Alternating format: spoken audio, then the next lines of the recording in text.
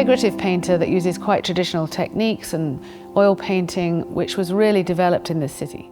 So the sensuality of oil painting, which is just at the heart of my work, the sort of trajectory of that developing really was in this city.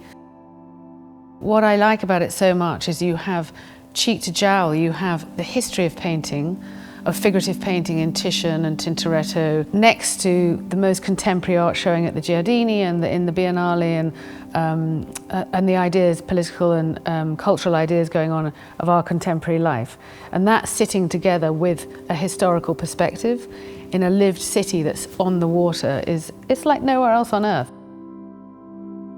One of the things you can see in Venice that you can't see in other cities maybe is the development from painting on the wall or use mosaics on the wall through to tempera, through to painting on panels, through to painting on canvas. And you can see that journey here, which I think is really thrilling. And somewhere like the Frari, where you have Titian's altarpiece, the Assumption of the Virgin, which he made when he was in his 20s, and it's this enormous panelled altarpiece which was recently restored by this wonderful restorer called Giulio. You know, a few people went up to see the Titian painting up close, and I was really lucky to go on the scaffolding and see the workings of the painting and him doing the restoration and the colours that we use, and the way once he'd restored the colours, like the green was just this really like powerful colour. And the tripartite nature of the painting, which when you're far away, it's the composition that really sings out. And then when you go up on scaffolding, you can actually see the workings and the brush marks and the way that the movement of the brush to delineate the figures is, you know, beautiful reflections in the Puti's hair here, things like that. That was great to see, amazing to see. Titian made a series of their very famous poesy paintings based on Ovid's Metamorphosis. And in that period in Venice, that book and those stories and that connection with ancient Greece was very strong. So you had portraits, religious paintings, allegorical paintings that looked to the ancient world as a way of talking about the human spirit, humanity, human behaviour, human nature. All across Europe, they became the kind of narratives and stories that artists and writers and poets, you know, wanted to have as symbolism to talk about contemporary events or the relationship with the history in Europe. I wanted to see how I would respond to making some paintings around those particular works. So there's two of them here, and the first two that I've done in the series so far, Venus and Adonis and Danae.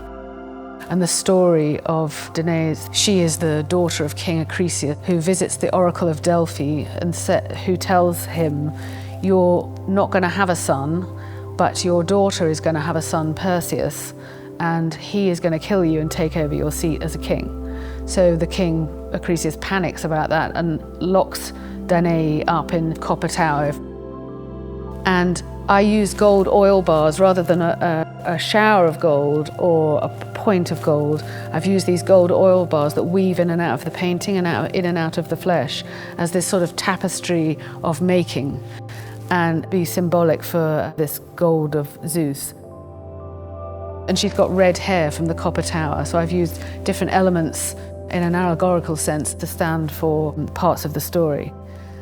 It's been very interesting to hook into what has been a narrative and try to articulate that in contemporary painting. What Titian was able to do was make these great figure compositions where in the later stages, especially of his life, he made these figures where the tones of the paint kind of merge and hum. I'm sure it was seen as quite radical to be putting paint on with your fingers, you know, and moving it around and not delineating the edge of the body, and allowing the edge of an arm to merge with a fur of a backdrop, or the interchange of limbs. You're not quite sure which limb belongs to who, and how the paint it's a sort of fogging of the paint, but because of that, it has much more to do with general sight and the way that we're all interlinked. All our molecules are interlinked, the air around us. Where he has limbs touching one another, because the paint does that too, it heightens that sense of touch. So it becomes a real poetry, and I think that's the period I love of him and have learnt much from him in those sort of 6 works. And the Venus and Adonis that I've made is that kind of knot of bodies, that interchange of limbs in the same way. He had these sort of 3 legs that are the dominant forms in his composition, and I've got this sort of knot, used the same kind of way of having an interchange of 2 figures, but have made a kind of knot that's more of a central circular shape rather than 3 legs. You know, from the beginning of my show, from prop to onwards, all through, you know, like my 90s work, the heads that I've done, you know, periodically I have periods where I like to paint heads, and the more recent work I've made, it's all related to Venetian painting, really. It's a great honour and privilege. It's wonderful to be in this city and show in this museum, which, you know, I've seen great shows of Cy Twombly, of Gorky, been wonderful exhibitions in this Baroque palace. They're not all built specifically to show art. They're built as family residences which have become art museums.